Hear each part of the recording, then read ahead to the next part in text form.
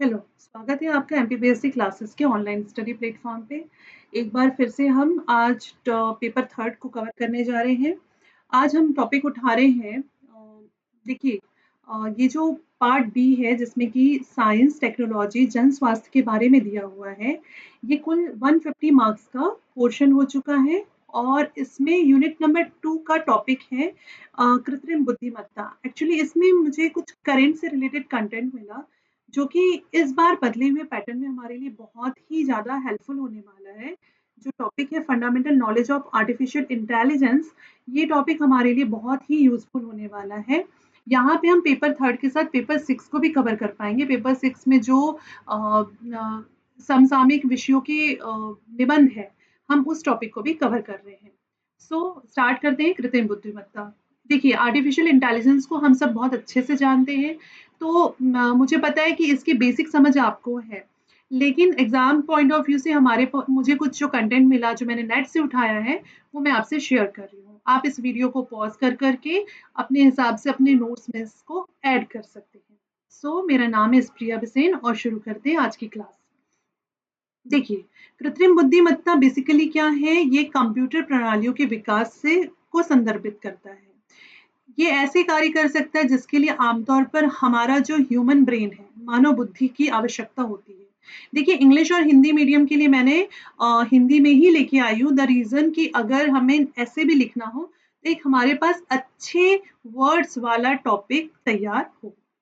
इस कार्य को अब देखिए, कृत्रिम बुद्धिमत्ता इन कार्यों में सीखना, तर्क बुद्धि, समस्या समाधान, वाकबोध, भाषा की समझ शामिल होती है। किसमें? कृत्रिम बुद्धिमत्ता में।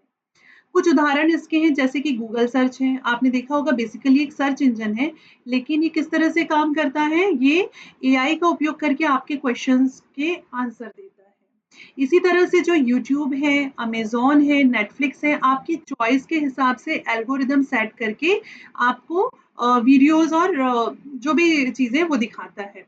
जैसे कि अगर आपने यूट्यूब में डाला एमपीपीएससी मेंस 2024, तो आपको फिर जो है हर यूट्यूब चैनल के वही वीडियोस रिफर होंगे, है ना? अगर आप जैसे हमारे चैनल को देखते हैं, तो बार-बार आपको यूट्यूब में हमारे चैनल में होने वाले जितने भी अपडेट्स हैं, वो दिखते जाएँगे।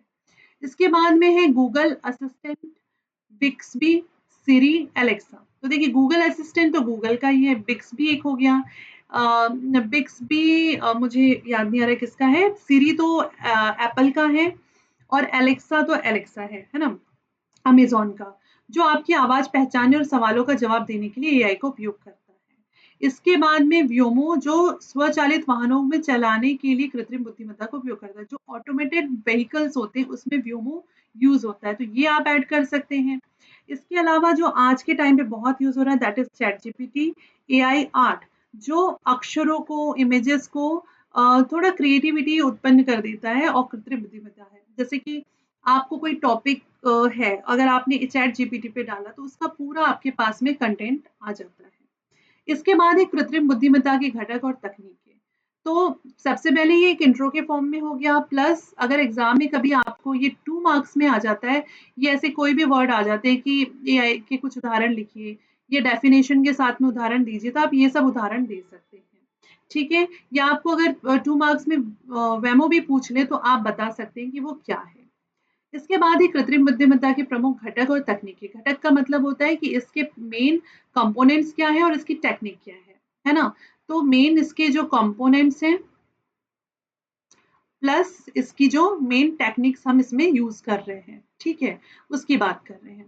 तो एआई में शामिल है सीखना, तर्क बुद्धि, समस्या समाधान, भाषा। वर्तमान परिदृश्य में मशीनें न केवल बुद्धिमान हो रही है लेकिन निर्णय लेना, विविध क्रियाकलापों को दिशा निर्देशित करना, छवियों की व्याख्या करने और यहाँ तक कि मानव की गतिविधियों को समझ सकने में सफल है। ये सब एआई के प्रमुख उदाहरण हैं। जैसे कि आप नोटिस करेंगे कि अगर आपने इन केस कभी कोई शूज़ को देखा और आपको अच्छा लगा, आप उसमें 5 सेकंड रुक गए, तो आपके पास में कंटिन्यू नेट, जो भी आपके पास में ई-शॉपिंग ऐप्स हैं, चाहे वो कोई भी शॉपिंग ऐप हो, तो उसमें आपको शूज़ ही रेफ़र करेगा। या आप कोई सोशल मीडिया हैंडल यूज़ करते, तो उसमें आपको वही ऐड आने शुरू हो जाएँगे, जिस चीज़ को आपने देखने के लिए 5 मिनट अपने आप को रोका था। So this is only because of AI, ये एआई का ही कमाल है। इसके बाद अब इसमें देखिए मशीन लर्निंग। मशीन लर्निंग जो है एआई और कंप्यूटर की एक ब्रांच है, एक शाखा है। मशीन लर्निंग में कंप्यूटर के डेटा और एल्गोरिदम के माध्यम से, जो मैंने बात कही कि कंप्यूटर के जो डेटा होता है और प्लस जो एल्गोरिदम होता है, उसके हिसाब से मानव के सीखने के तरीके का विकास करता है। मतलब वो समझता है कि आप किस तरह का क्या डेटा यूज़ कर रहे हो और क्या आपके इसमें एल्गोरिदम सेट है, आप बार-बार किन चीज़ों को सर्च करते हैं। यहाँ यह इन एल्गोरिदम और डेटा के माध्यम से आपके समय के साथ-साथ सुधार भी करता है। मशीन लर्निंग जो है अपने आप को इम्प्रोवाइज़ करते जा रही है। ये 3 प्रकार की होती है। देखिए प्री के समय आपने पढ़ा होगा, बट एक बार मैं फिर से बता रही हूँ। पहला होता है सुपरवाइज़्ड लर्निंग, दूसरा होता है अनसुपरवाइज़्ड लर्निंग, तीसरा होता है सेमी सुपरवाइज़्ड लर्निंग। तो अगर आपको एग्ज़ाम में कभी ये एआई के प्रमुख घटक पूछे तो पहला घटक क्या हो गया? मशीन लर्निंग, जो 3 टाइप की होती है। आपको सिंपल बता देना, मशीन लर्निंग 3 टाइप की होती है, सुपरवाइज़्ड, अनसुपरवाइज़्ड और सेमी सुपरवाइज़्ड। और चौथी होती है रीइंफोर्समेंट, ठीक है? चौथी कौन-सी हो जाती है? रीइंफोर्समेंट। दूसरा घटक है डीप लर्निंग। डीप लर्निंग जो अभी बहुत ज़्यादा ट्रेंडिंग टर्म है, मशीन लर्निंग का ही एक पार्ट है ये। डीप लर्निंग में एक से अधिक लेयर्स वाला न्यूरल नेटवर्क होता है, मतलब गहरे तंत्रिका नेटवर्क शामिल होते हैं। देखिए, ये डीप लर्निंग जो है मशीन लर्निंग का ही पार्ट है, लेकिन घटक नंबर 2 आ जाएगा ये, है ना? मशीन लर्निंग एआई का दूसरा घटक हो गया। डीप लर्निंग सॉरी, दूसरा घटक हो गया। डीप लर्निंग के माध्यम से जो है एक से अधिक परत वाले न्यूरल नेटवर्क शामिल होते हैं। ये जैसे इमेजेस और वाक मतलब आपके वॉइस की पहचान करके संबंधित कार्यों के लिए विशेष रूप से योगदान करता है। ये न्यूरल नेटवर्क मानव मस्तिष्क के व्यवहार का अनुकरण करता है। सो बेसिकली जो डीप लर्निंग है वो बहुत ही डीप में जाके काम करता है। आपके व्यवहार, आपके मस्तिष्क के व्यवहार को ये फॉलो करता है। मस्तिष्क का व्यवहार मतलब व्हाट यू थिंक, ये उस पे जाके काम करता है। उसके बाद तीसरा घटक हो जाएगा न्यूरल नेटवर्क। न्यूरल नेटवर्क जो है ये बेसिकली एआई और मशीन लर्निंग का ही एक पार्ट है। डीप लर्निंग का एक प्रमुख घटक है। इसे सामान्यतः जो है आर्टिफिशियल न्यूरल नेटवर्क कहा जाता है। अगर ANNB हो वर्ड तो आप समझ रहे हो ना, artificial neural network. And simulated neural network मतलब SNN के नाम से भी जाना जाता है। देखिए, यहाँ पे क्या हो रहा है कि हमने यहाँ पे सबसे पहले किसकी बात की? मशीन लर्निंग की बात की। मशीन लर्निंग का ही हिस्सा क्या है? Deep learning. और डीप लर्निंग में जो न्यूरल नेटवर्क होता है, वो बेसिकली क्या है? मशीन लर्निंग का एक इम्पॉर्टेंट हिस्सा है, जो 2 टाइप का होता है। एक होता है आर्टिफिशियल न्यूरल नेटवर्क और दूसरा होता है सिमुलेटेड न्यूरल नेटवर्क। और मानव मस्तिष्क की संरचना जो होती है, मानव मस्तिष्क का जो डिज़ाइन होता है, स्ट्रक्चर होता है और जो काम जिस तरह से करता है, उससे प्रेरित एक कॉम्पुलेशन मॉडल है, जिससे परस्पर जुड़े नोड्स कृत्रिम न्यूरॉन्स विभिन्न परतों पे व्यवस्थित होते हैं। मतलब कि आपके ब्रेन में एक चिप के फॉर्म में अटैच होके आपके सोचने समझने के तरीके को अंडरस्टैंड करके उस हिसाब से काम करता है। तो ये काफ़ी एडवांस टेक्निक है। इसके बाद है प्राकृतिक भाषा प्रसंस्करण, नेचुरल लैंग्वेज इसको कहेंगे प्रोसेसिंग, नेचुरल लैंग्वेज प्रोसेसिंग। तो नेचुरल लैंग्वेज प्रोसेसिंग, देखिए इसका मैं इंग्लिश नाम लिख दे रही हूँ, ये है नेचुरल लैंग्वेज प्रोसेसिंग। ठीक है। Natural language processing computer science खासकर एआई की एक ब्रांच है। ये बेसिकली एक ब्रांच है। तो जो नेचुरल लैंग्वेज प्रोसेसिंग कंप्यूटर और मानव भाषाओं के बीच में परस्पर मिलकर क्रिया करते हैं। तभी तो वो जो है मानव जो बोलता है, हम जो लिखते हैं, उसको ये लैंग्वेज समझ पाता है।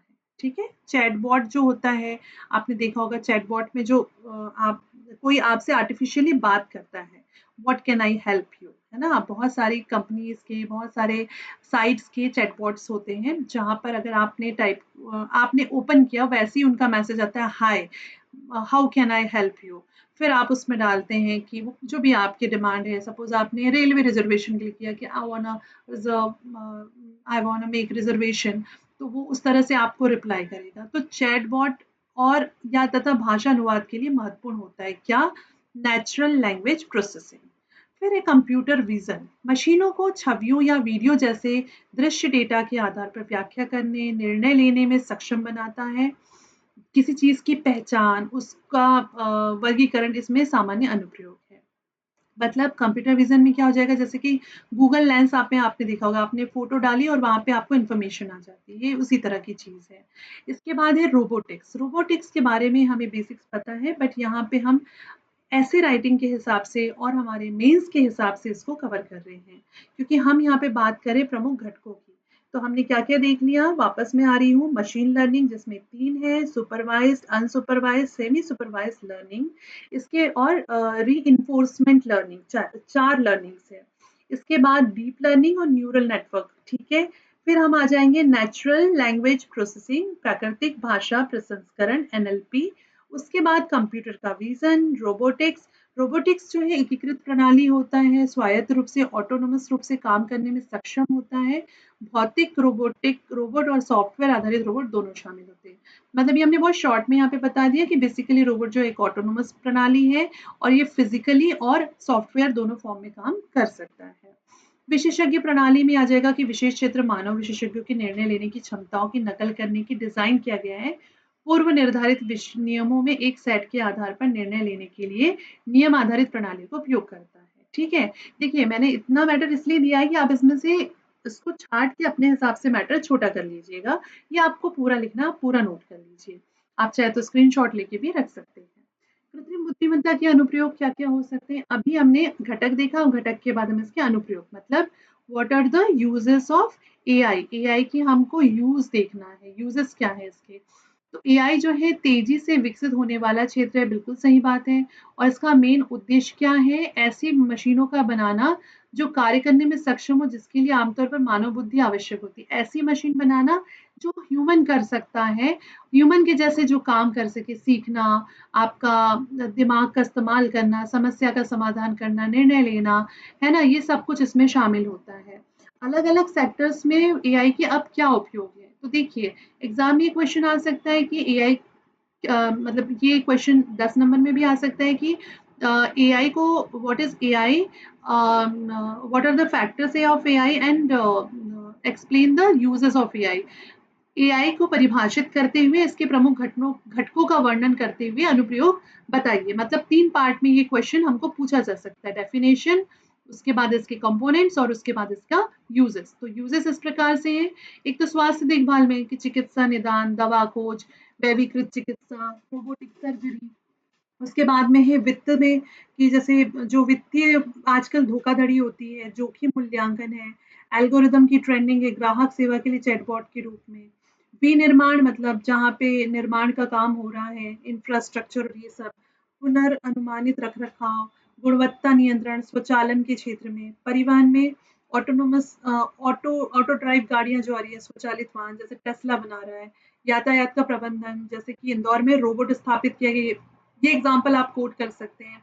लॉजिस्टिक्स में, लॉजिस्टिक में पोर्ट्स में जो है एआई का प्रयोग किया जाता है कि किसके बाद क्या होगा, कौन सी गाड़ी कहाँ निकलेगी, कहाँ माल कौन सा जाएगा, है ना? तो इसके अनुकूलन में।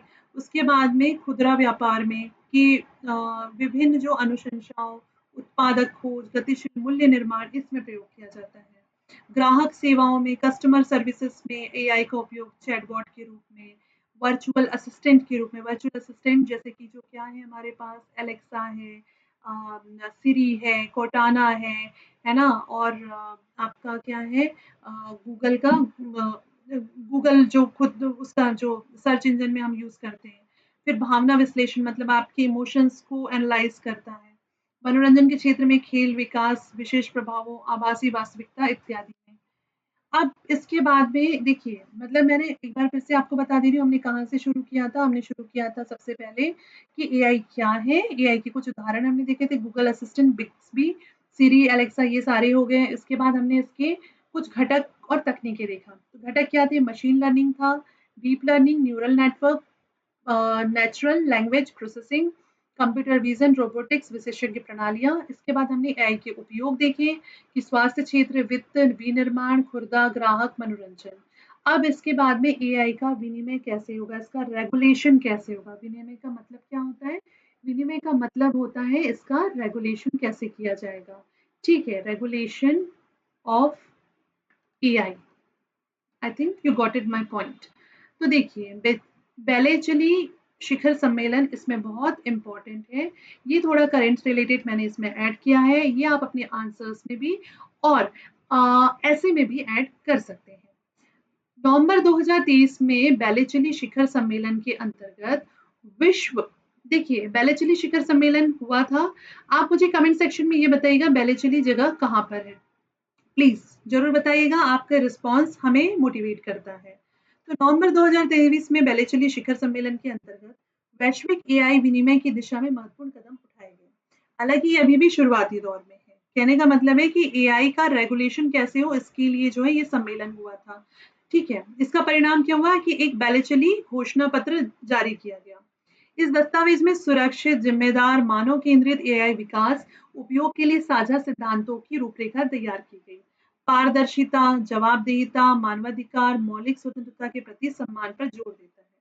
बैलेचली घोषणा पत्र में क्या किया गया है, ये पारदर्शिता, जवाबदेहिता, मानवाधिकारों, मौलिक स्वतंत्रता के प्रति सम्मान पे जोर देता है। ये इंपॉर्टेंट बात है, याद रखिएगा कि एआई का अगर आप उपयोग करें तो उसमें पारदर्शिता मतलब ट्रांसपेरेंसी होना चाहिए, जवाबदेहिता मतलब आपका उसमें रिस्पॉन्सिबिलिटी होनी चाहिए, मानवाधिकारों, ह्यूमन राइट्स, मौलिक स्वतंत्रता, फंडामेंटल फ्रीडम के प्रति सम्मान का जोर दिया गया।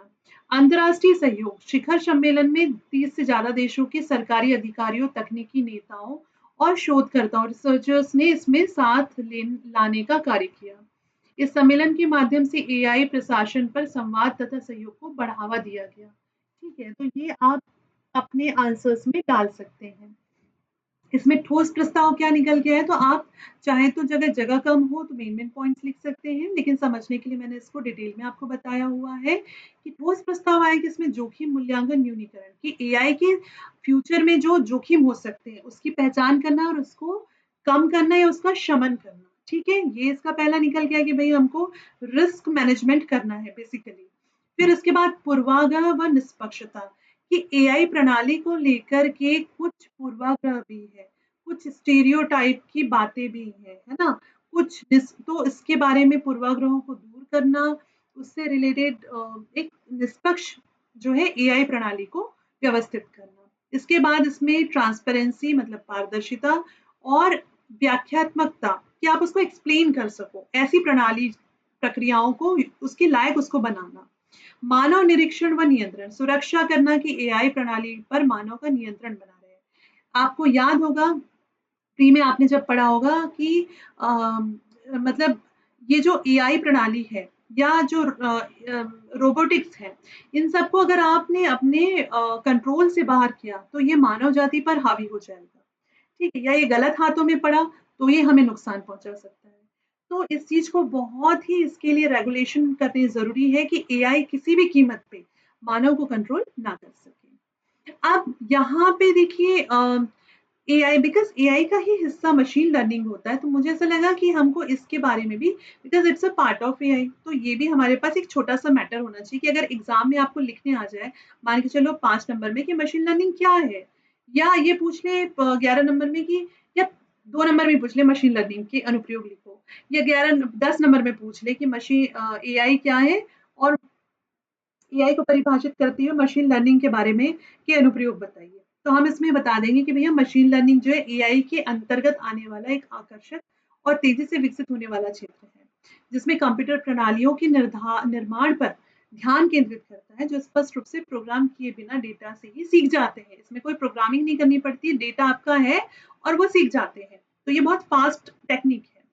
मशीन लर्निंग के प्रयोग क्या है सुझाव के रूप में कि यह व्यक्तियों को उन उत्पादों, संगीत, फिल्मों के सुझाव देने का कार्य करता है जो सामान्यतः पसंद आते हैं।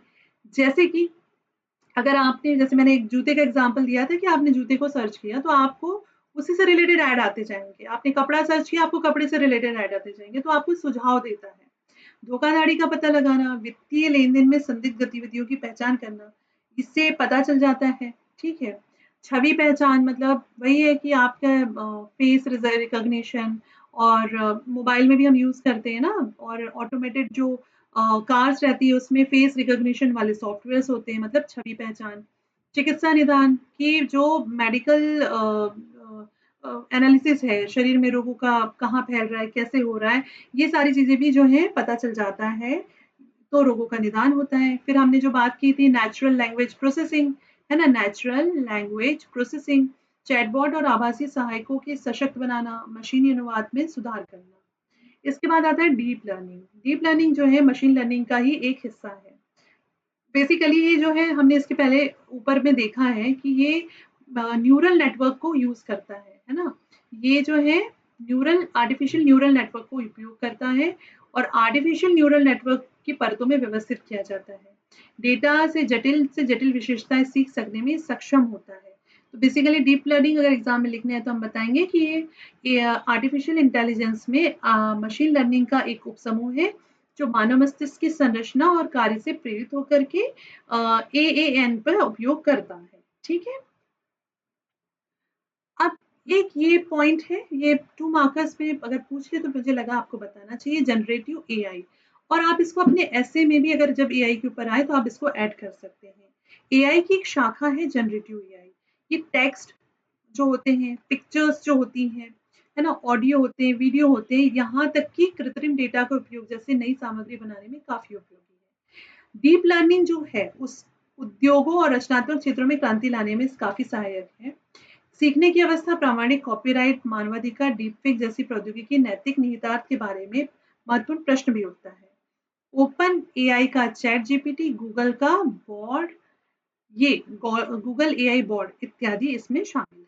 ठीक है। जनरेटिव एआई क्या है? बेसिकली एआई की एक शाखा है और उसके बारे में मैंने आपको बताया। अब जनरेटिव एआई के उपयोग क्या है? इससे जो है टेक्स्ट जनरेशन कर सकते हैं, जैसे चैट जीपीटी 3 जो है वो जनरेटिव एआई का थोड़ा सा एक एडवांस फॉर्म है। आप सोशल मीडिया में कोई पोस्ट डालना है, आपको कोई क्रिएटिव राइटिंग करना है, तो इसमें आपको सब कुछ मिल जाएगा।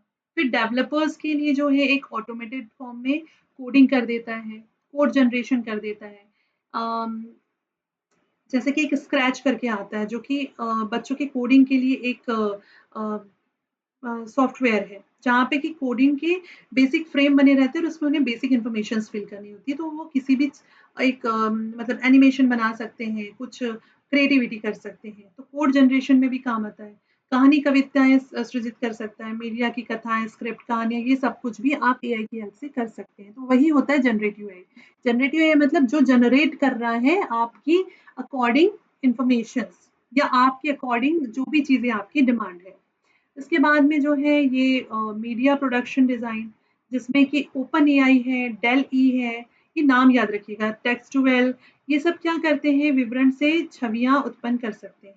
ग्राफिक डिज़ाइन विचारों की संकल्पना, दृश्य सामग्री बनाने में काफ़ी सहायक है। मतलब जो इमेज बनती है ना, ये उसमें इमेज एनालिसिस का काम करते हैं। स्टाइल ट्रांसफर, जनरेटिव एआई जो है वो जो इमेजेस हैं, वीडियो हैं, मीडिया पर जो है थोड़ा-सा जो है क्रिएटिविटी लाने के लिए इसको यूज़ किया जाता है। इसमें विजुअल प्रोडक्शन में रचनात्मकता बढ़ाता है। Style transfer, game video design, generative AI जो है वीडियो गेम में जो कैरेक्टर्स होते हैं, है ना? और जो आस-पास के बैकग्राउंड्स होते हैं, उसको और अट्रैक्टिव आप इससे बना सकते हैं।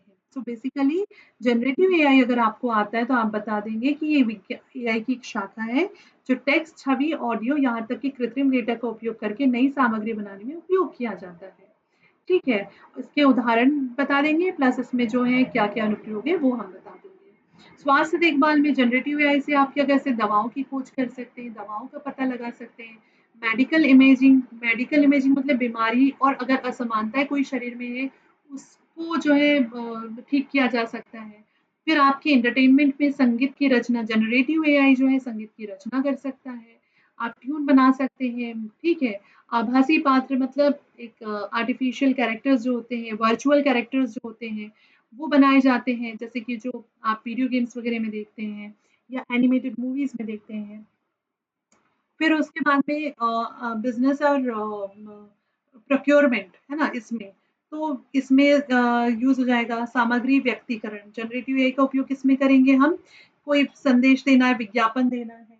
उसके बाद में चैटबॉट और वर्चुअल असिस्टेंट जो होता है, मतलब नेचुरल लैंग्वेज प्रोसेसिंग चैटबॉट और वर्चुअल असिस्टेंट के निर्माण की अनुमति देता है। ठीक है। इसके बाद एजुकेशन में आप कैसे यूज़ कर सकते हो, तो इसमें जो है ऑटोमेटेड ट्यूशंस हैं, उसके बाद कंटेंट का जो है समराइज़ करना है, ये सब कुछ इसकी मदद से किया जा सकता है, एआई की मदद से। उसके बाद में आभासी वातावरण प्रयोग किया जा सकता है ना? लाइक आपने देखा होगा कि अभी जो गगनयान प्रोजेक्ट आने वाला था, गगनयान प्रोजेक्ट जो शुरू होने वाला, उसमें जितने भी जो जाने वाले हैं, उनके लिए क्या किया गया? उनके लिए एक रशिया में उनको ट्रेनिंग दी जा रही है, एक आर्टिफिशियल ऐसा एनवायरनमेंट बनाया गया है, जहाँ पे उनको स्पेस में रहने की ट्रेनिंग दी जा रही है।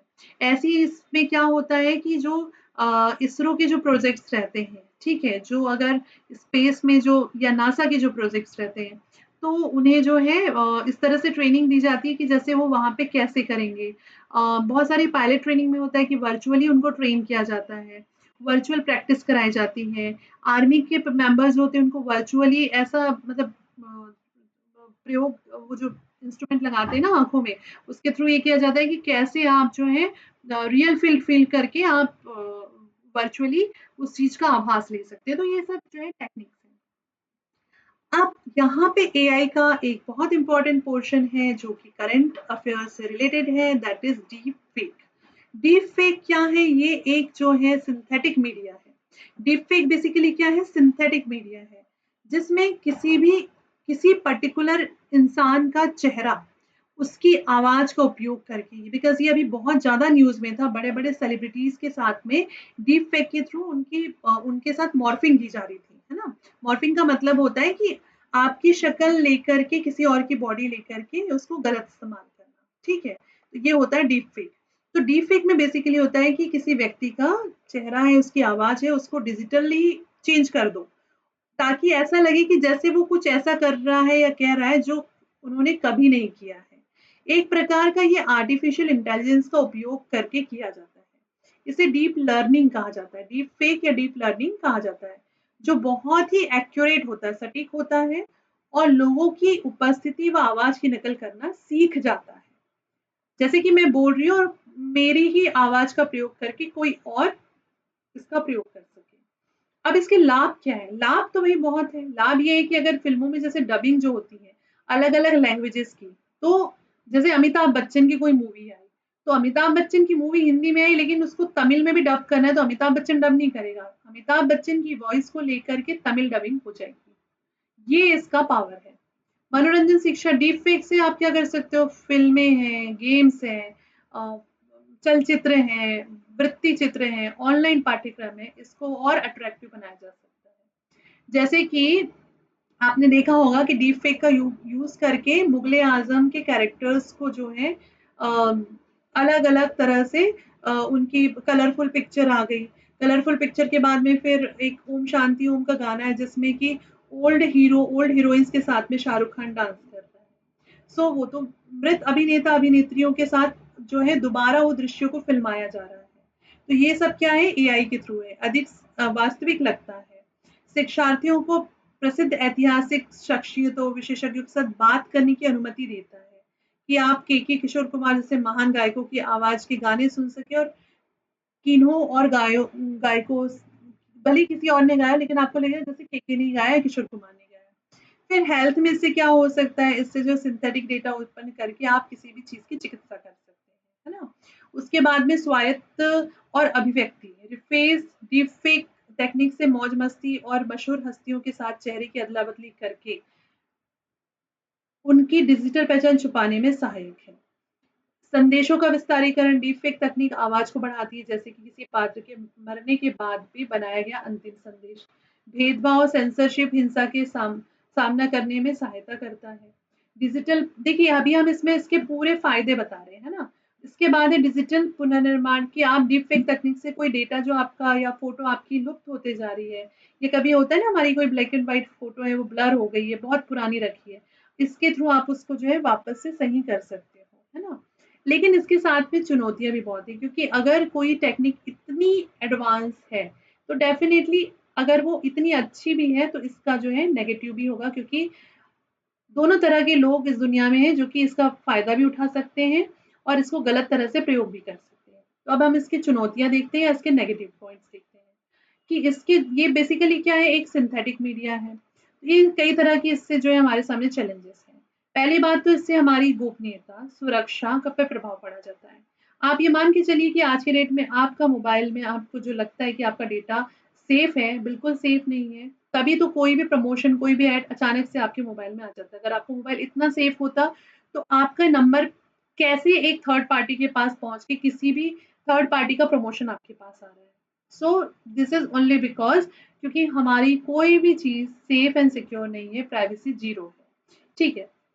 डीपफेक से जुड़ी कुछ प्रमुख चुनौतियां इस प्रकार है। गलत सूचना और दुष्प्रचार, झूठी खबरें फैलाना, फेक वीडियो, फेक ऑडियो फैलाए जाते हैं, दुर्भावनापूर्ण होते हैं, हेरा-फेरी करना, जनता को धोखा देने के लिए किया जाता है।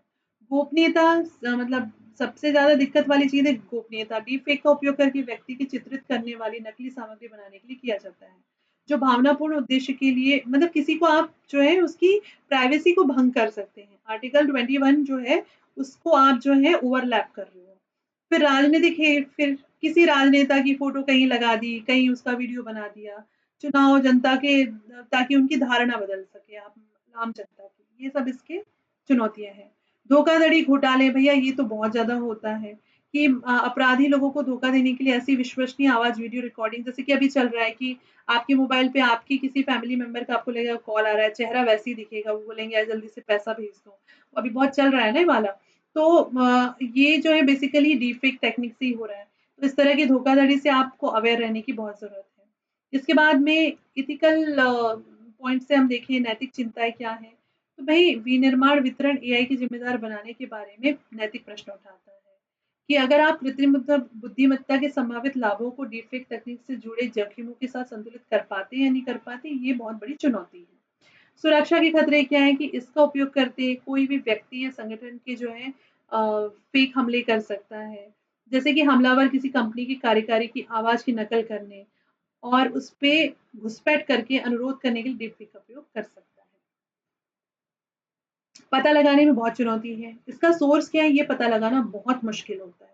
जैसे कि बीच में एक फेमस एक्ट्रेस का डीप फेक के थ्रू वीडियो वायरल हुआ।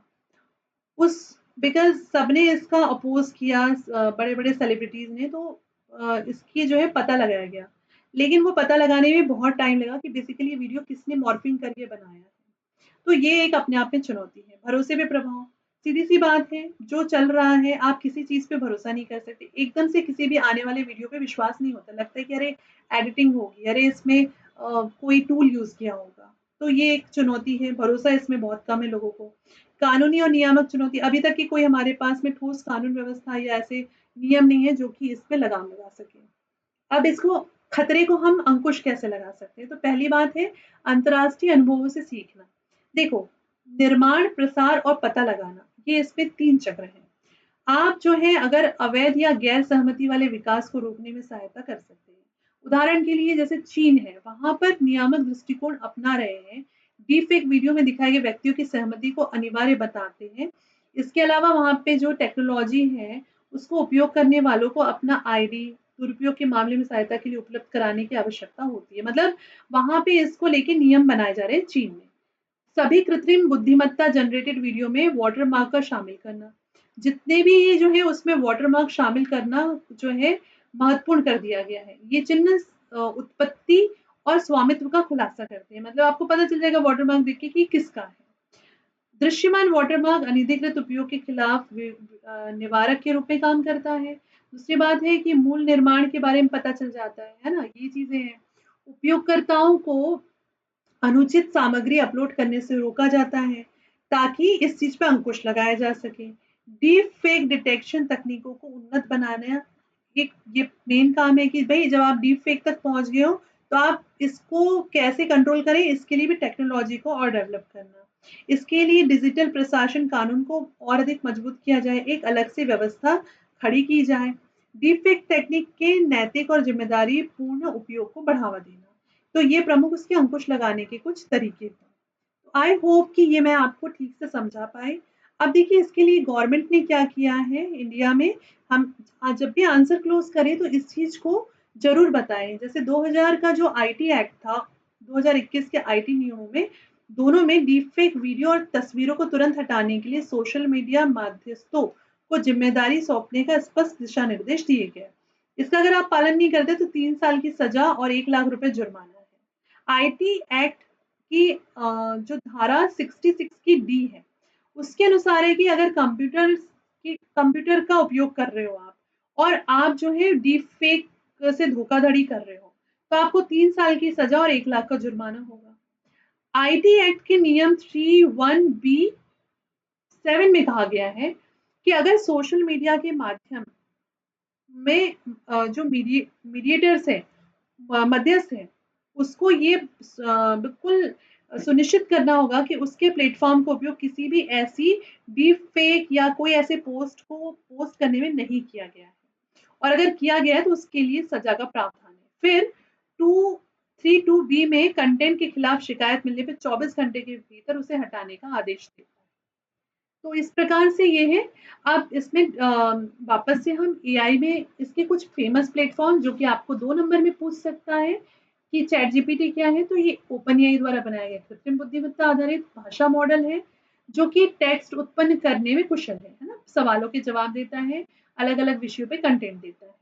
बिंग क्या है? बिंग जो एक सर्च इंजन है, वेब पेज, चित्र, समाचार, मतलब गूगल जैसा ही सर्च इंजन है ना, और ये जो है एक भरोसेमंद है। फिर उसके बाद में बॉर्ड क्या है? तो ये चैटबॉट है, सीखना, लिखना, कोडिंग, योजना, ये सब में ये काम करता है।